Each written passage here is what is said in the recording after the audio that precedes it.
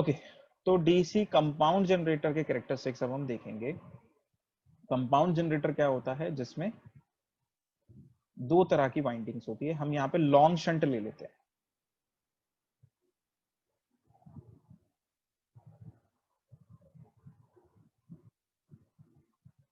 यहाँ पर हम क्या करते हैं, हमने ये लॉन्ग शंट ले लिया, शॉर्ट शंट भी ले सकते हैं, ठीक है, लॉन्ग शंट हम ले लेते हैं, ठीक है। तो ये हमारा आर्मेचर हो गया, जनरेटर है। ये क्या करेगा, इसका रेजिस्टेंस आर ए है और ये ईएमएफ जनरेट करता है ई ए, ठीक है। अब आप सोच के देखिए, अगर आपने इसको लोड पे कनेक्ट, अभी क्या है, ओपन सर्किट है, ठीक है, हम इसके कैरेक्टरिस्टिक देखें। अभी क्या है, ये ओपन सर्किट है और आपने इसको रोटेट करना शुरू कर दिया प्राइम मूवर को, तो क्या होगा, यहाँ पे वोल्टेज बिल्डअप होगा। यहाँ पे एक शंट फील्ड है और एक क्या है, एक सीरीज फील्ड है। आर एस सी इसका रेजिस्टेंस हो गया और आर एफ इसका रेजिस्टेंस हो जाएगा, ठीक है।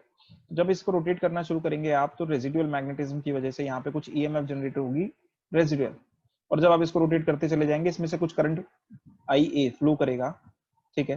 फाइनली ये करंट क्या होगा, इस करंट की वजह से क्या होगा, फ्लक्स बिल्डअप होना शुरू हो जाएगा और फ्लक्स बिल्डअप होकर के क्या हो जाएगा, फाइनली आपका ईएमएफ जो है वो जनरेट हो जाएगी। तो अगर आप बिल्डअप होने के बाद देखें, ठीक है, अगर हम देखें तो वोल्टेज बिल्डअप होने के बाद जो आपको वोल्टेज मिल रही है, उसको अगर हम बोल रहे हैं वी, ठीक है, ये रेटेड वोल्टेज आपको मिल रही है। रेटेड वोल्टेज क्या होती है, जिसको रेट किया जाता है, लिखा जाता है, ठीक है, मतलब इतनी वोल्टेज ये एक्सपेक्टेड है कि इतनी वोल्टेज आपको ये देगा, ठीक है। ऐसे रेटेड स्पीड क्या है कि इसकी रेटेड लिखी हुई स्पीड, जैसे 1500 आरपीएम लिखा हुआ है, तो इस स्पीड पे हम इसको रोटेट करेंगे तो उसका नॉर्मल ऑपरेशन है और तब ये इतनी वोल्टेज जनरेट करेगा एंड सो ऑन।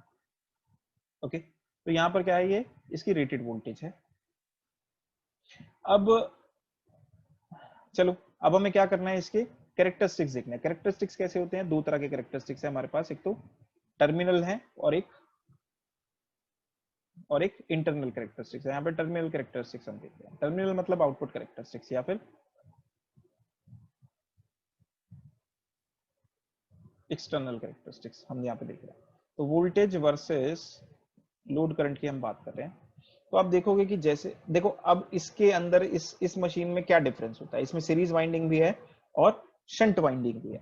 तो आपका जो टोटल फ्लक्स होगा ना, वो टोटल फ्लक्स जो होगा वो, ये जो शंट वाइंडिंग है, शंट वाली जो वाइंडिंग है ना, इसकी वजह से जो फ्लक्स होगा प्लस जो फ्लक्स आपका सीरीज वाइंडिंग की वजह से होगा, इन दोनों के फ्लक्स का सम होगा ओवरऑल फ्लक्स, ठीक है, जो इसको मिल रहा है, आर्मेचर को मिल रहा है। अब अगर ये दोनों फ्लक्स सेम डायरेक्शन में होते हैं, ठीक है, तो हम ऐसी मशीन को बोलते हैं क्यूमुलेटिव कंपाउंड मशीन। ये क्या हो गया, यहां पर लिख देता हूं मैं, ये क्या हो गया, क्यूमुलेटिव। क्यूमुलेटिव मतलब क्या होता है, एडिशन। क्यूमुलेटिव कंपाउंडिंग हो रही है यहाँ पे, ठीक है। अगर ये दोनों फ्लक्स एक दूसरे को अपोज करें, जैसा कि मान लीजिए जो टोटल फ्लक्स है वो, मान लीजिए वो शंट फील्ड का जो फ्लक्स है माइनस सीरीज फील्ड के फ्लक्स को माइनस करके आपको मिल रहा है, तो ऐसी मशीन को हम बोलते हैं डिफरेंशियल कंपाउंडेड मशीन, या कंपाउंडिंग, ये डिफरेंशियल कंपाउंडिंग कहलाएगी, ठीक है। हम जो अभी बात कर रहे हैं, दोनों की हम बात करेंगे बारी बारी से, पहले हम क्यूमुलेटिव कंपाउंड की बात करते हैं, ठीक है। तो क्यूमुलेटिव कंपाउंड में क्या होगा, फ्लक्स इन दोनों का सम होगा। और अगर हम ईएमएफ की बात करें, तो ईएमएफ क्या होती है आपकी, के फाई ओमेगा एम होती है, ठीक है। तो होगा क्या, यहाँ पर आप क्या करोगे, लोड कनेक्ट करोगे और ये जो लोड है ये आप धीरे धीरे इंक्रीज करना शुरू करोगे। इन लोड इंक्रीज करने का मतलब मैं आपको पहले भी बता चुका हूं कि आरएल को कम करना होता है। लोड इंक्रीज करने का मतलब क्या है, आरएल कम होगा। आरएल कम क्यों होगा, क्योंकि आप पैरेलल में जो इक्विपमेंट्स है उनको ऑन करते चले जाएंगे तो ओवरऑल रेजिस्टेंस घटता चला जाएगा, जिसकी वजह से ये ज्यादा करंट ड्रॉ करेगा। क्लियर है ये चीज। तो ये हमारा लोड का बढ़ना है। तो लोड के बढ़ने से क्या होता है, या रेजिस्टेंस के कम होने से क्या होता है कि आपका आईएल जो होगा वो बढ़ने लगेगा। जैसे जैसे आपका आईएल बढ़ने लगेगा, देखो जरा एक बार, V इक्वल्स टू किसके बराबर होगा, ई ए माइनस आई ए आर ए के बराबर होगा, या आई एल लिख लो यहाँ पर, सॉरी आई ए ही होगा, R A plus R S ही हो जाएगा। ये मैंने आपको कल भी बताया था कि यहाँ पर जो रेजिस्टेंस है उसमें ड्रॉप होगा और यहाँ पे जो रेजिस्टेंस है उसमें ड्रॉप होने के बाद ई ए में से जो वोल्टेज बच जाएगी वो वोल्टेज आपको मिलेगी इस मशीन के आर्मेचर के अक्रॉस। तो ये हमारी इक्वेशन हो जाएगी। ठीक है, अब सोच के देखो जरा, अगर आप आई एल बढ़ाओगे, मतलब लोड को अगर आप कम करना शुरू करोगे तो क्या होगा, फ्लक्स जो होगा वो बढ़ेगा, फ्लक्स बढ़ेगा तो इंड्यूस्ड ईएमएफ बढ़ेगी। ठीक है, इंड्यूस्ड ईएमएफ आपकी क्या होने वाली है, ये बढ़ने वाली है। लेकिन साथ के साथ क्या होगा, आई ए भी बढ़ रहा है, यहाँ पे क्या हो रहा है, आई ए भी बढ़ेगा, दोनों बढ़ रहे हैं। जिसका इफेक्ट डोमिनेंट, उसके हिसाब से वोल्टेज बढ़ेगी।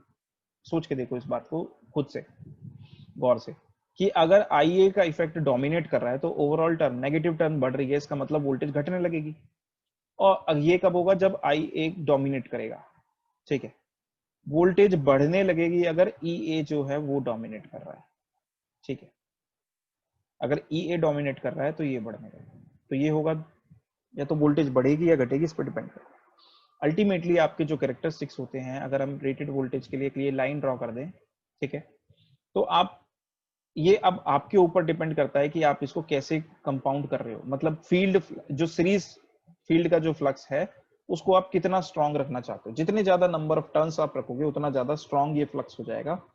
और जब ये फ्लक्स स्ट्रांग होने लगेगा, F5AC, ये जो फ्लक्स है ये स्ट्रांग होने लगेगा, तो आपका ईएमएफ जो है, इंड्यूस्ड ईएमएफ जो है वो डोमिनेट करने लगेगा। अगर आपने इसमें कुछ नंबर ऑफ टर्न्स कम रखे हैं तो फिर ये डोमिनेट ना करने की बजाय आईएल डोमिनेट करेगा। अल्टीमेटली होता क्या है, शुरुआत में जो है वोल्टेज आपकी वो बढ़ने लगती है और फिर ये घटने लगती है। ठीक है, शुरुआत में क्या होता है, बढ़ता है, फिर ये घटता है। नाउ सर इट्स ये अप जो टू। आपने बताया ना सर कि आईएल कब डोमिनेट करेगा और आईए, सर ये समझ नहीं आया है। हाँ बोलो, क्या सर डाउट है जो इसमें। सर जो आपने बताया कि आईएल कब डोमिनेट करेगा और आईए कब डोमिनेट करेगा, सर ये चीज समझ नहीं आई। देखो बच्चे, आप क्या चाहते हो, मान लो आप फ्लक्स को स्ट्रांग करना चाहते हो। ठीक है, तो आपने क्या करा यहाँ पर, सोच के देखो जरा, यहाँ पे ये जो फ्लक्स है फाई अगर ये करंट बढ़ेगा तो ये फ्लक्स नहीं बढ़ेगा क्या। ठीक है, ऑब्वियसली। लेकिन अगर तुम यहाँ पे नंबर ऑफ टर्न्स और ज्यादा रखोगे, अगर तुम नंबर ऑफ टर्न्स और बढ़ा दो तो फ्लक्स जो होगा एमएफ बढ़ेगा, एमएफ बढ़ेगा तो फ्लक्स बढ़ेगा। अब ये दोनों फ्लक्स एक दूसरे को सपोर्ट कर रहे हैं तो ईएमएफ ज्यादा बढ़ेगा अगर तुम नंबर ऑफ टर्न्स ज्यादा रख रहे हो। जबकि अगर ये नंबर ऑफ टर्न्स बहुत ही कम है तो इसमें नॉमिनल सा ही चेंज आएगा, फ्लक्स में नॉमिनल सा ही चेंज आएगा, लेकिन लोड करंट जो होगा वो ज्यादा वेरिएशन शो कर सकता है आपका। ठीक है, तो बेसिकली ये डिपेंड करता है कि आप अपनी फील्ड वाइंडिंग को कैसे रख रहे हो, उस पर डिपेंड करता है। तो ये कुछ इस तरह से काम करता है कि इनिशियली जब धीरे धीरे ये करंट बढ़ने लगता है तो ईएमएफ जो होती है शुरुआत में डोमिनेट करती है, जिसकी वजह से ये जो वोल्टेज है ये बढ़ने लगती है। लेकिन एक सर्टेन पॉइंट के बाद जो लोड कम होगा उसकी वजह से जब करंट बढ़ेगा, ठीक है, तो वो उसका इफेक्ट जो होता है वो डोमिनेट करने लगता है। तो ये क्या होता है, ये नीचे की तरफ ये वापस आएगा। ठीक है, ऐसा नहीं है कि वोल्टेज आप कितना इनफाइनाइट वोल्टेज जनरेट कर दोगे। ठीक है, बाद में क्या होता है, कुछ समय बाद क्या होता है कि करंट जो है, करंट के बढ़ने से, ठीक है, करंट का जो बढ़ना है इसकी वजह से ये जो ड्रॉप है ये बढ़ना शुरू हो जाता है। आपने कल वाली वीडियो नहीं देखी है, नहीं तो आप बोलते नहीं, मैंने उसमें भी ये एक्सप्लेन किया हुआ है। जैसे जैसे टर्मिनल, ये जो करंट है ना आपका मशीन, जैसे हमारी सप्लाई भी है, घरों में भी हमें मिल रही है, तो जैसे जैसे हम करंट ज्यादा ज्यादा ड्रॉ करने लगते हैं ना, तो ड्रॉप यहाँ पे क्या होता है, बढ़ने लगता है बहुत ज्यादा, और वो ड्रॉप जो है डोमिनेट करने लगता है, जिससे ओवरऑल वोल्टेज क्या होने लगती है, कम होने लगती है। तो ये वही वाला इफेक्ट है। ठीक है, तो यहाँ पर एक लिमिट के बाद वो इफेक्ट डोमिनेट करने लगता है। ठीक है, नेक्स्ट, अगर आपने फील्ड वाइंडिंग में टर्न्स कम रख रखे हैं तो हो सकता है ये बहुत ज्यादा ना बढ़े। ठीक है, ये नीचे से ही चला जाए ऐसा करके कर। अगर आपने फील्ड वाइंडिंग को बहुत ज्यादा स्ट्रांग रख रखा है तो हो सकता है वो क्या करे, वो कुछ इस तरह से चली जाए, कैरेक्टरिस्टिक्स। ठीक है, तो ये क्या है, ये इसका फुल लोड करंट। मतलब ऐसा थोड़ी है कि जनरेटर को तुम कितना भी करंट अलाउड कर दोगे। ठीक है, जैसे 6 एम्पियर है मान लो इसका फुल लोड करंट। ठीक है, तो आप क्या चाहोगे कि रेटेड पे तो वर्क कराना चाहोगे ना इसको। ठीक है, तो यहाँ पर क्या हो गया, ये फुल लोड करंट है। तो आप क्या रख सकते हो, इसको इस तरह से रख सकते हो कि करंट जब आपका रेटेड करंट जब तक आए तो आपको रेटेड वोल्टेज ही मिले, तब तक वोल्टेज में कोई डिप ना आए, ना कोई वोल्टेज बढ़े। या फिर आप क्या चाह सकते हो कि जब आप रेटेड करंट पे काम कर रहे हो तो आपको वोल्टेज रेटेड से ज्यादा मिले। या फिर आप क्या चाह सकते हो कि अगर आप रेटेड करंट जब आपका मूव कर रहा है इसके अंदर, उस समय में आपकी वोल्टेज डिप कर जाए, कोई प्रॉब्लम नहीं है, ठीक है, तो उसकी अकॉर्डिंग हम मशीन की ये जो फ्लक्स है इसको स्ट्रेंथन या वीक कर सकते हैं, ठीक है। और उसको करने के लिए हम यहाँ पे क्या कर सकते हैं, एक अरेंजमेंट यहाँ पर हम लगा सकते हैं। मैं यहाँ पे करके दिखा रहा हूँ, कुछ डाउट हो तो मुझे बताना।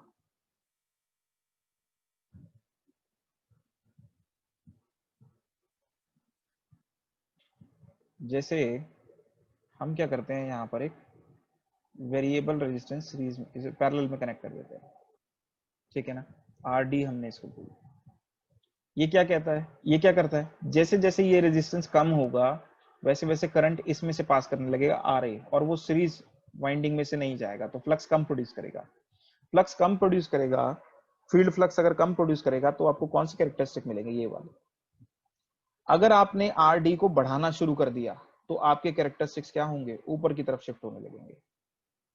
क्यों, क्योंकि आर डी जैसे जैसे बढ़ेगा वैसे वैसे आपका जो करंट है वो सीरीज वाइंडिंग से जाना शुरू हो जाएगा। सीरीज वाइंडिंग से जैसे जैसे ये करंट जाना शुरू होगा, फील्ड फ्लक्स स्ट्रांग होगा, और ये जो है ये में जो चेंज है ये डोमिनेट करना शुरू करेगा अब। और जब ये डोमिनेट करना शुरू करेगा तो वोल्टेज आपको ज्यादा ज्यादा मिलनी शुरू हो जाएगी, तो ये कैरेक्टरिस्टिक ऊपर की तरफ शिफ्ट होने शुरू हो जाएंगे।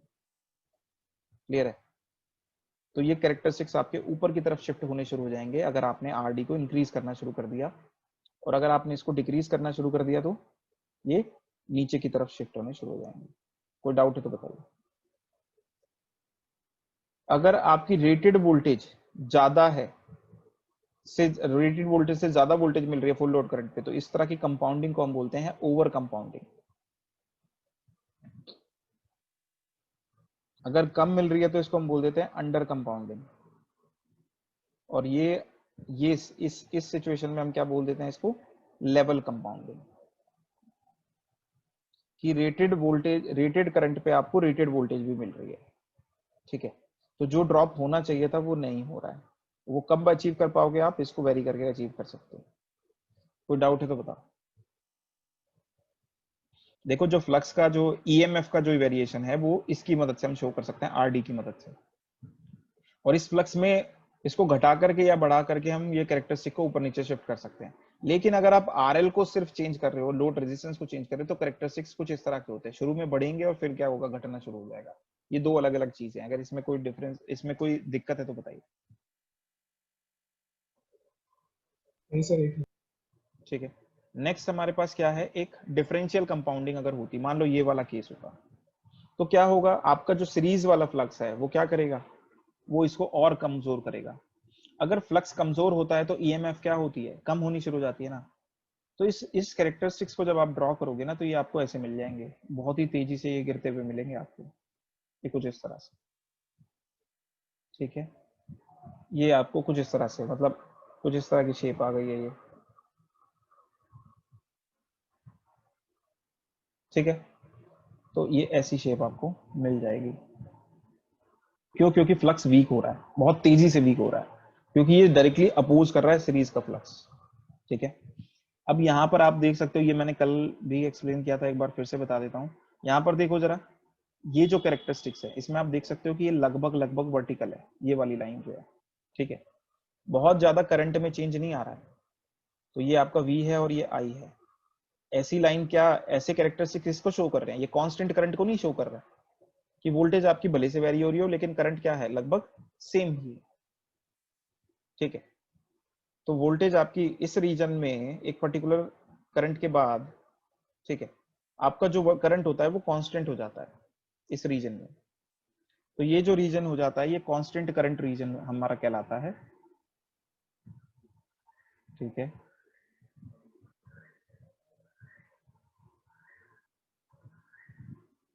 अगर आपने आरएल बिल्कुल जीरो कर दिया तो क्या हो जाएगा, शॉर्ट सर्किट कर दिया तो आपको ये करंट मिल जाएगा, और वोल्टेज कितनी हो जाएगी, टर्मिनल वोल्टेज जीरो हो जाएगी। इंड्यूस्ड ईएमएफ जीरो हो जाएगी क्या? नहीं, कुछ ड्रॉप हो जाएगा उसकी वजह से, पर टर्मिनल वोल्टेज आपकी क्या हो जाएगी? जीरो हो जाएगी।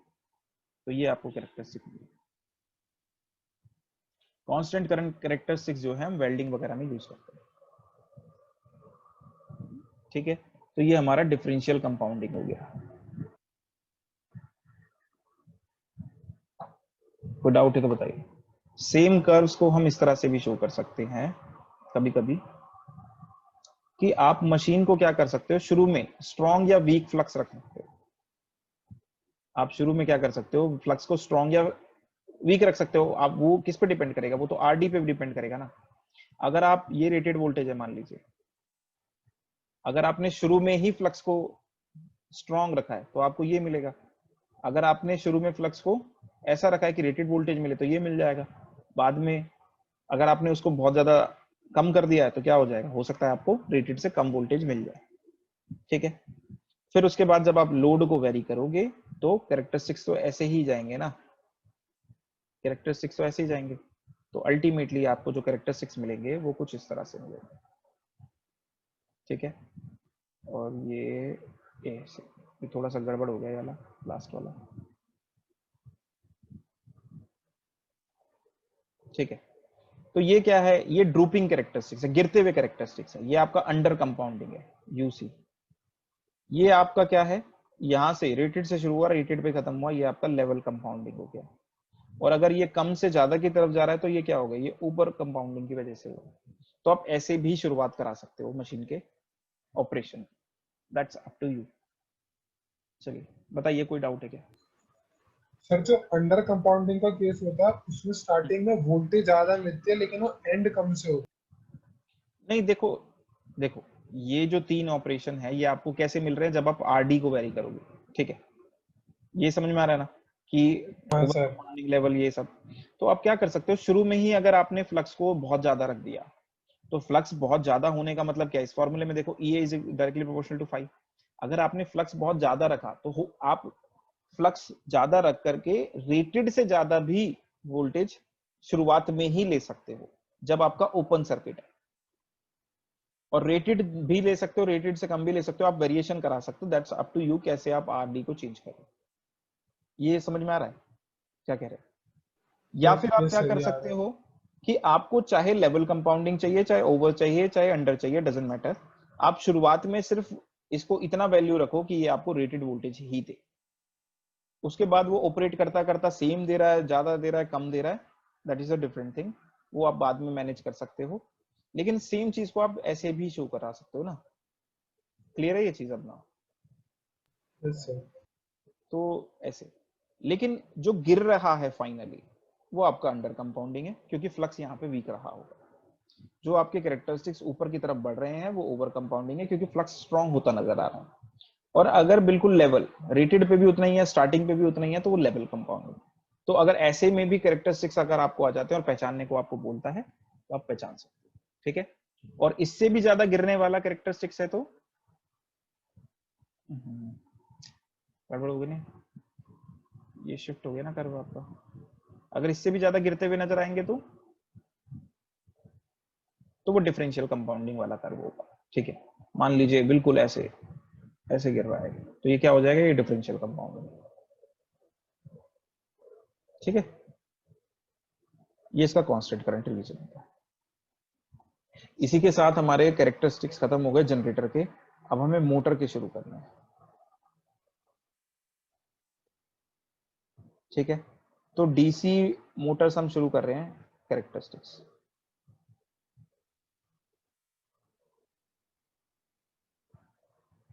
अब डीसी मोटर में कई सारे कैरेक्टरिस्टिक्स इंपॉर्टेंट होते हैं, जिनमें से सबसे ज्यादा इंपॉर्टेंट कौन कौन से होते हैं? एक तो होता है स्पीड टॉर्क कैरेक्टरिस्टिक्स, या टॉर्क स्पीड। ठीक है, यहाँ पे टॉर्क, यहाँ स्पीड ले लो, doesn't matter.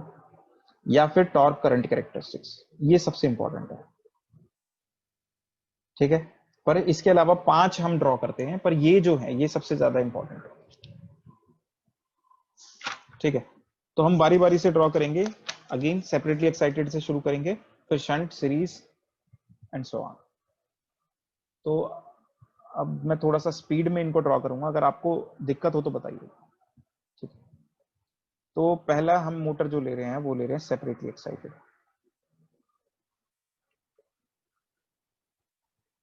Separately excited motor, motor का मतलब क्या होगा, सेपरेटली एक्साइटेड का मतलब क्या है, फील्ड जो है वो आपकी सेपरेट है आर्मेचर से, इसका एक्साइटेशन क्या है, डिफरेंट है, ठीक है।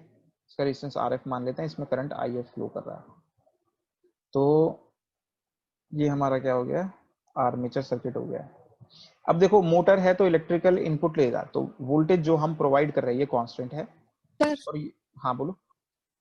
सर हमने अभी तक जितने भी कैरेक्टरिस्टिक्स पढ़े जनरेटर के लिए, सर इनसे में सबसे अच्छे कौन से हैं? नहीं, अच्छा बुरा का बात नहीं है यहाँ पर आपकी जरूरत की बात, आपको कैसे कैरेक्टरिस्टिक्स चाहिए। जैसे अगर मान लीजिए आपको वेल्डिंग के लिए यूज करना है तो आप सीरीज जनरेटर यूज कर सकते हो, या डिफरेंशियल कंपाउंडिंग जनरेटर यूज कर सकते हो। मान लो आपको कांस्टेंट करंट रीजन चाहिए, वेल्डिंग के लिए चाहिए, तो ऐसे यूज कर सकते हो। मान लीजिए आपको लाइन वोल्टेज बूस्ट करनी है तो आप क्या कर सकते हो, डीसी सीरीज जनरेटर यूज कर सकते हो, जो हमने लास्ट लेक्चर में देखा था या लैब में देखा था। और उसी में क्या था, उसी के स्टार्टिंग रीजन को आप यूज कर लो, ठीक है। ऐसे ही अगर आप चाहते हो कि आपकी जो वोल्टेज है वो ज्यादा ना गिरे तो आप सेपरेटली एक्साइटेड यूज कर सकते हो, एंड सो ऑन। तो वो आपके रिक्वायरमेंट पे बेसिकली डिपेंड करता है, ऐसा नहीं है कि बेस्ट क्या है, बेस्ट आपकी एप्लीकेशन पे डिपेंड करेगी आपको क्या चाहिए। ओके अब जैसे अगर हम ओके मोटर्स की भी सर। बात करें तो कैरेक्टरिस्टिक्स की, जैसे मोटर्स किस में यूज होती है, इलेक्ट्रिक व्हीकल में यूज होती है, जैसे मेट्रो ट्रेन हो गई या हमारी जो दूसरी ट्रेन हो गई, तो वहां पर कैरेक्टरिस्टिक्स ट्रैक्शन के लिए जो कैरेक्टरिस्टिक्स सुटेबल होंगे मोटर्स को वो यूज करेंगे। अब उसके लिए सीरीज वाइंडिंग जो होती है वो बहुत हेल्प करती है, ठीक है। तो जैसे डीसी सीरीज मोटर उसके लिए सुटेबल है, ठीक है, एंड सो ऑन। तो इंटरमीडिएट लोडिंग है या इस तरह के, तो वो एप्लीकेशन पे बेसिकली डिपेंड करता है कि आपको कौन सी मोटर का भी आप यूज कर सकते हो।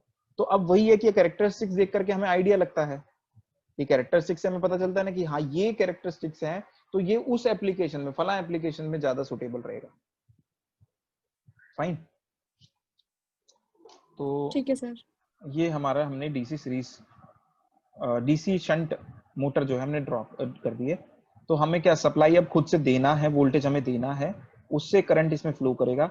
और इसमें जो है आर्मेचर करंट और लोड करंट ये दोनों क्या होंगे, सेम लाइन करंट जो ये ड्रॉ कर रही है वो सेम है। इसका रेजिस्टेंस है RA और EA इसमें ड्रॉप हो रहा है। अब ये जो वोल्टेज है ये ड्रॉप को भी सप्लाई कर रही है और ये को भी सप्लाई कर रही है, तो यहाँ पे वोल्टेज की इक्वेशन जो होती है वो रिवर्स हो जाती है, V equals to EA plus IARA हो जाता है मोटर में।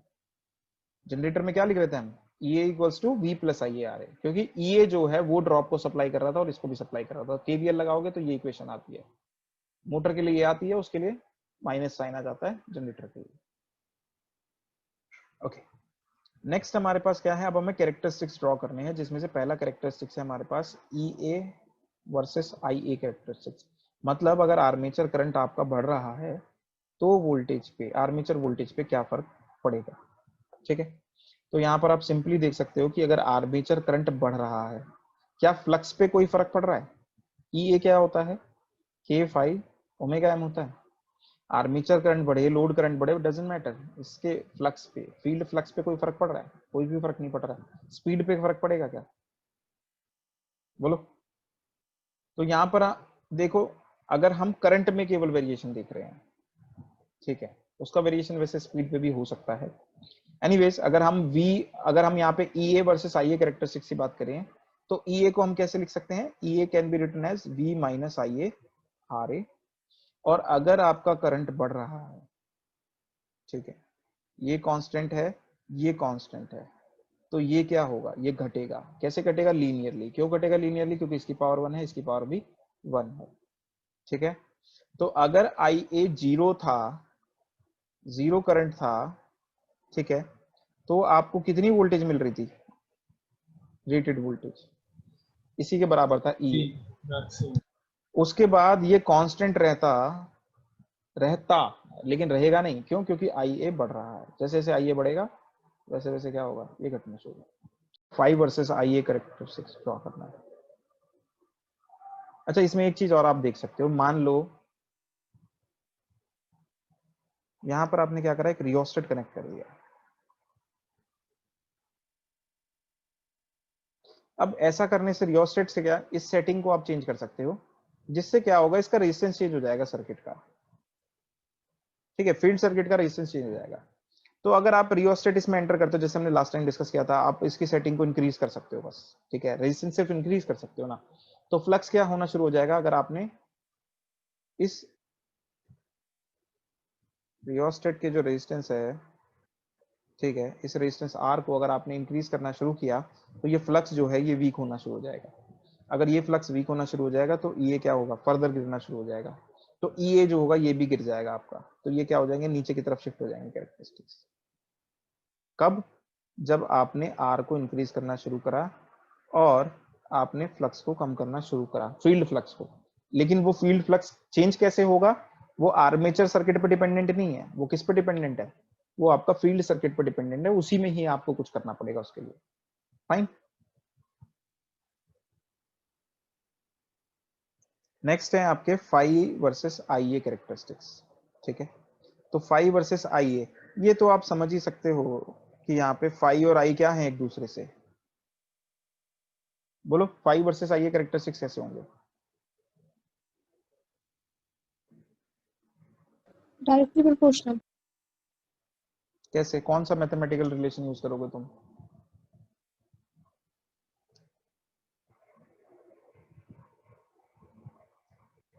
बोलो। अरे फाई और आई ए तो इंडिपेंडेंट है ना बच्चों। देखो मशीन में देखो इधर, इस मशीन में देखो जरा, आई ए कितना भी बढ़ता रहे घटता रहे, उससे फाई पे क्या फर्क पड़ रहा ये तो अलग अलग है एकदम। है ना। अगर ये दोनों कनेक्टेड होते आई ए के बढ़ने से तो फर्क पड़ सकता था इसके करंट पे। आई एफ और आई ए जो है वो तो इंडिपेंडेंट है, तो फ्लक्स क्या हो जाएगा आपका, कांस्टेंट रहेगा।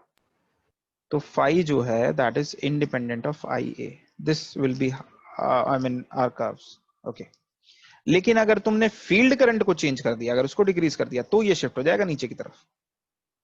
ठीक है, तो ये नीचे हो जाएगा कब, जब फील्ड करंट आपने चेंज करा है, डिक्रीज किया है। अगर आपने फील्ड करंट को टच नहीं किया तो ये फिक्स्ड है फ्लक्स। ठीक है, ये फाई डैश हो गया मान लीजिए। ये क्लियर है? तो ये जो हम डिफरेंट कर्व्स यहाँ पे ड्रॉ करके दिखा रहे हैं, ये कब ड्रॉ करके दिखा रहे हैं, जब आपने फील्ड सर्किट में कुछ किया है चेंजेस, अदरवाइज नहीं। ठीक है, तो अदरवाइज हम क्या कर सकते हैं, सिर्फ एक लाइन से शो कर सकते हैं इसके कैरेक्टरिस्टिक्स। दो किस लिए शो की है, अगर हमने फील्ड सर्किट के रेजिस्टेंस को इंक्रीज कर दिया तो फ्लक्स वीक हो जाएगा, तो कैरेक्टरिस्टिक्स कैसे दिखेंगे, क्योंकि हम सिर्फ करंट को, फील्ड करंट को घटा सकते हैं by increasing the field resistance. Next हम क्या कर सकते हैं, यहाँ पे थर्ड हमारे पास कैरेक्टरिस्टिक्स हैं टाउ वर्सेस आई ए या T versus I A characteristics. तो टॉर्क का फॉर्मूला हमने पढ़ रखा है के फाई आई ए। तो यहां पर आप देख सकते हो कि फ्लक्स, जब तक आपने करंट को चेंज नहीं किया, फ्लक्स तो कांस्टेंट है, तो टॉर्क और करंट जो है वो डायरेक्टली प्रोपोर्शनल है। और ये चीज आपको हमेशा याद रखनी है, torque is directly proportional to I A. जब भी करंट बढ़ता है, आर्मेचर करंट बढ़ता है, टॉर्क हमेशा बढ़ेगा। ये क्या हो गया, ऐसे हो गया। ठीक है, नेक्स्ट, अगर अगर आपने इसको भी बढ़ा दिया, सॉरी इसको नहीं बढ़ा सकते ना, इसको तो घटा सकते हैं हम केवल। तो अगर आपने फ्लक्स को डिक्रीज कर दिया, तो फ्लक्स डिक्रीज होने के बाद क्या होगा, टॉर्क की वैल्यूज कम आने लगेंगे, लेकिन रिलेशन तो लीनियर ही रहेगा। क्यों, क्योंकि टी की पावर यहाँ पे 1 है और आई की ए की पावर भी 1 है। जब भी आपका इस तरह का रिलेशन होगा, आपको हमेशा स्ट्रेट लाइन कैरेक्टरिस्टिक्स मिलेंगे। करंट अगर जीरो है तो टॉर्क कितना है, जीरो। देख सकते हो यहाँ पे आई ए जीरो है तो टॉर्क जीरो है। अब आई ए जैसे जैसे इंक्रीज करने लगेगा तो टी भी जो है वो लीनियरली इंक्रीज करने लगेगा, since this is behaving like this. ठीक है, ठीक है, और के फाई जो हो जाएगा वो स्लोप हो जाएगा। तो यहाँ पे के फाई और यहाँ का जो के फाई है वो स्लोप हो जाएंगे। तो इसकी स्लोप के फाई 1 बोल दो, इसकी के फाई 2 बोल दो, या के फाई डैश बोल दो। ये कब मिलेगा आपको, जब आपने फ्लक्स को वीक करना शुरू कर दिया। तो ये फ्लक्स के कम होने से या आई एफ के कम होने से आपको इस तरफ आई ए की तरफ जो कैरेक्टरिस्टिक्स है वो शिफ्ट होने लग जाएंगे। क्लियर है ये? Yes sir.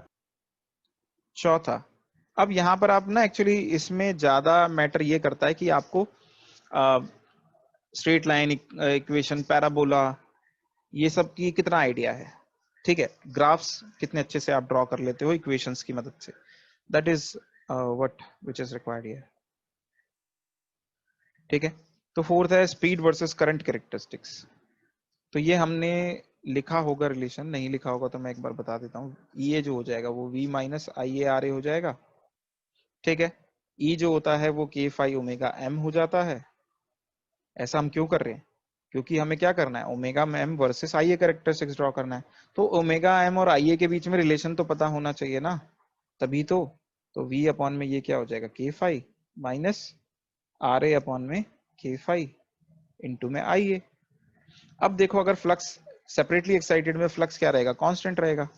तो ये पूरा चीज कांस्टेंट, ये पूरी चीज कांस्टेंट, ठीक है। ये आपका y हो गया, ये आपका x हो गया। x एक्सिस पे आई है ना, और y एक्सिस पे ओमेगा एम है, दोनों की पावर 1।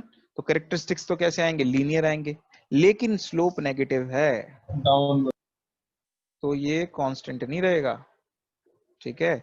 ओमेगा एम कैसे कैरेक्टरिस्टिक्स देगा आपको, ये आपको ड्रूपिंग कैरेक्टरिस्टिक्स देगा। इसको हम ड्रूपिंग कैरेक्टरिस्टिक्स, ड्रूपिंग मतलब गिरना, नेगेटिव स्लोप को हम ड्रूप भी बोल देते हैं। तो यहाँ पे ड्रूप कितना हो जाएगा, आर ए अपॉन में के फाई। अगर हम स्लोप लिखेंगे तो स्लोप क्या हो जाएगा, माइनस आर ए अपॉन में के फाई। क्यों? क्योंकि स्लोप जब हम बता रहे हैं तो स्लोप नेगेटिव है, लेकिन जब हम ड्रूप बोल रहे हैं तो ऑब्वियसली वो नेगेटिव है। फाइन। अगर आपने फील्ड रेजिस्टेंस को चेंज कर दिया तो फ्लक्स वीक हो जाएगा, तो ये और नीचे की तरफ क्या हो जाएंगे, शिफ्ट हो जाएंगे। तो ये कुछ ऐसा हो जाएगा, ठीक है। तो ये आपका हो जाएगा कब, जब आपने फ्लक्स को रिड्यूस किया, मतलब फील्ड करंट को रिड्यूस किया by changing the setting of the rheostat. What will this point be, this is आपका this is your C, y is equal to mx plus c, this is y, this is your mx, slope is negative, and this is what, this is your c, c is y intercept, y intercept कहां पर है आपका, v upon में k phi 1, ये क्या हो जाएगा, v upon में k phi 2, ठीक है। अगर ये phi 2 फ्लक्स के लिए और ये phi 1 फ्लक्स के लिए, तो क्लियर है ये। Next, one of the most important characteristics, that is speed torque characteristics. Speed torque characteristics, ठीक है। तो स्पीड करंट की फॉर्मूला तो हमने ये लिख लिया था। टॉर्क में क्या रिलेशन होता है, आई ए की जगह हम क्या लिख सकते हैं बताओ, टी इज इक्वल्स टू क्या होता है, के फाई आई ए होता है ना, तो आई ए यहां से निकाल लो, टी अपॉन में के फाई। तो ओमेगा जो हो जाएगा आपका वो टी की टर्म्स में आ जाएगा, वी अपॉन में K phi minus R A upon में के फाई का होल स्क्वायर इंटू में टी हो जाएगा ये, ठीक है। अगेन के फाई वाई सब कुछ ये कांस्टेंट है, और ये क्या होगा, गिरना शुरू होगा, ठीक है। फिर से y इंटरसेप्ट v अपॉन में के फाई 1 हो जाएगा, और ये जो होंगे कैरेक्टरिस्टिक्स ये आपके गिरते हुए दिखाई देंगे, ठीक है। अगर आपने फाई को फर्दर रिड्यूस कर दिया तो ये क्या हो जाएगा, दूसरे पॉइंट से शुरू होगा और गिरना शुरू हो जाएगा। स्लोप चेंज हो जाएगी ऑब्वियसली, इन दोनों की स्लोप सेम नहीं होगी, ये पैरेलल नहीं होंगे। क्यों नहीं होंगे, क्योंकि यहाँ पर ये जो वैल्यू है ये चेंज हो जाएगी। अगर आपने फाई कम कर दिया तो ये वैल्यू क्या हो जाएगी, बढ़ जाएगी, ठीक है। बढ़ने लेकिन का सर मतलब, हम हाँ बोलो। सर अगर हम फाई चेंज, सर जैसे ऊपर फोर्थ केस है और ये फिफ्थ केस है सर, इसके अंदर हम दोनों के अंदर फाई अगर कांस्टेंट रेट से कम करेंगे, लेकिन फिफ्थ केस में ड्रूपिंग फिर ज्यादा होगी ना। देखो अगर तुमने फाई को कम करा तो ये पूरी चीज क्या हो जाएगी, बढ़ जाएगी, ठीक है। ये नेगेटिव नंबर क्या हो जाएगा आपका, बढ़ जाएगा। इसका मतलब क्या है, स्लोप आपकी ये क्या हो जाएगी एक्चुअल में, ये थोड़ा सा, जैसे मान लीजिए ये ऐसे टिल्टेड है ना, तो वो थोड़ा सा सीधा हो जाएगा, स्ट्रेट हो जाएगा, थोड़ा सा स्ट्रेट की तरफ जाएगा, ये हो जाएगा। अब इसमें देखो, इनको ड्रॉ करने में जो सबसे बड़ी चीज है वो ये है कि आपकी ग्राफ की नॉलेज और आप इक्वेशंस को कैसे रिलेट कर सकते हो, क्या आप वो कर सकते हो। अगर आप कर सकते हो तो इन कैरेक्टरिस्टिक्स को ड्रॉ करने में कोई दिक्कत नहीं है, लेकिन इन कैरेक्टरिस्टिक्स को सिर्फ ड्रॉ नहीं करना है, इनको समझना है, ठीक है। कैसे समझना है, देखो यहाँ पे इस कैरेक्टरिस्टिक्स को देखो, जैसे जैसे आपकी टॉर्क क्या होगा, बढ़ने लगेगा, तो स्पीड क्या होने लगेगी, घटने नहीं लगेगी। मतलब अगर आप किसी मशीन से, मशीन की पावर क्या होगी, मैकेनिकल पावर क्या होगा, torque into omega, tau omega power होती है ना। लीनियर मोशन में क्या होता है, ट्रांसलेटरी मोशन में F इंटू वी होता है, रोटेशनल मोशन में टॉर्क इंटू ओमेगा होता है पावर। तो ये कह रहा है कि देखो ये जो दोनों का प्रोडक्ट है वो कांस्टेंट है। अगर कांस्टेंट पावर आउटपुट है, आप यहां से भी देख सकते हो कि अगर आपने ओमेगा बढ़ाना शुरू करा तो टॉर्क क्या हो जाएगा, घट जाएगा, या तो फिर पावर बढ़ा हुआ। ठीक है, तो होता क्या है, जब भी कोई मशीन रोटेट कर रही है, आप इसके ऊपर और सामान लादे जा रहे हो और सामान लादे जा रहे हो इसको रोटेट कराने के लिए। ठीक है, तो होगा क्या, अब इसको ज्यादा चीज को रोटेट करना है। इसको ऐसे समझो कि आप बाइक पे जा रहे हो, आपने अभी पहले एक बंदा बैठा हुआ है, फिर दूसरा भी बिठा लिया, तीसरा बिठा लिया, चौथा बिठा लिया, तो क्या हो रहा है, उसके ऊपर लोड बढ़ रहा है ना। तो अगर जितना एक्सेलरेट करके एक बंदे को वो 50 की स्पीड पे लेके जाता है, क्या उतना ही एक्सेलरेट करके वो दो बंदों पे भी 50 की स्पीड पे जाएगा? नहीं जाएगा, स्पीड कम हो जाएगी। आपने टॉर्क आउटपुट लेना शुरू कर दिया तो स्पीड आउटपुट क्या हो जाएगा, कम हो जाएगा। ठीक है, ऐसे ही अगर आपने स्पीड बढ़ानी शुरू कर दी तो मशीन टॉर्क कम ले पाए। तो ये उसी कैरेक्टरिस्टिक्स को शो कर रहा है कि जैसे जैसे आप टॉर्क बढ़ाना शुरू करते हैं वैसे वैसे स्पीड क्या हो रही है, नीचे नीचे थोड़ा सा शिफ्ट हो रही है, थोड़ा सा स्पीड में फर्क आएगा, बट ऑलमोस्ट कांस्टेंट है। उसके बावजूद भी क्या है, ऑलमोस्ट कांस्टेंट है। तो अगर आपकी कोई ऐसी एप्लीकेशन है जहां पर आप क्या चाहते हो कि टॉर्क बढ़ जाए उसके बाद भी स्पीड लगभग लगभग सेम रहे या स्पीड सेम रहे, तो आप कौन सी मशीन चूज करोगे, सेपरेटली एक्साइटेड। आगे हम देखेंगे सीरीज मोटर के कैरेक्टरिस्टिक्स ऐसे होते हैं स्पीड टॉर्क, जो कि ट्रैक्शन के लिए सुटेबल होते हैं, कि आपको टॉर्क जब जब जब बढ़ता चला जाए तो स्पीड कम हो जाए, कोई दिक्कत नहीं है। जैसे जैसे टॉर्क कम होना शुरू होगा स्पीड अपने आप इंप्रूव होती चली जाएगी। तो इनको सिर्फ ऐसा नहीं है कि ड्रॉ कर दिया ये हो गया बस सफिशिएंट है। आपको इलेक्ट्रिकल मशीन्स में बहुत कुछ चाहिए समझने के लिए, बहुत कुछ, मतलब आपको पूरी मैकेनिक्स की अच्छी नॉलेज होनी चाहिए, इलेक्ट्रिसिटी या मैग्नेटिक सर्किट्स की जो है, इलेक्ट्रोमैग्नेटिज्म की बहुत अच्छी नॉलेज होनी चाहिए, और मैथमेटिक्स आपको बहुत अच्छी चाहिए। वो जब अच्छी है और फिर विजुअलाइजेशन आपको चाहिए। तो इसीलिए ये होता है कि अगर ये सब्जेक्ट आप बढ़िया से समझ जाते हो ना तो आपको हर सब्जेक्ट में मदद मिलती है, क्योंकि मैथमेटिक्स आपकी टॉप है तो आप दूसरों में यूज कर सकते हो, फेजर की नॉलेज, ये सब ग्राफ्स की नॉलेज,